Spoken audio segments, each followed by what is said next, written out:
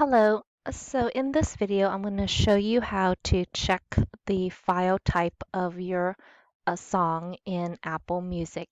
Now this only works for desktop. Okay, so you have to be on desktop and you have to log into your account. You're going to go to Songs.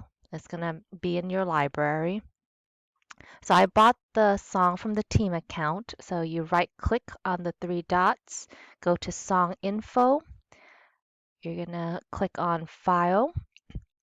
So this here is a purchased file. That means I bought the song on iTunes, it got downloaded into Apple Music, and this is the file that you do not want to stream from because your streams will not count since this is a purchase file. That's why you have to delete your iTunes purchases in Apple Music. So when you're checking your files, just go and check Life Goes On here. This is an AM file because the purchase has already been deleted. So you go to File. It says Apple Music AAC audio file. You want to stream from Apple Music files.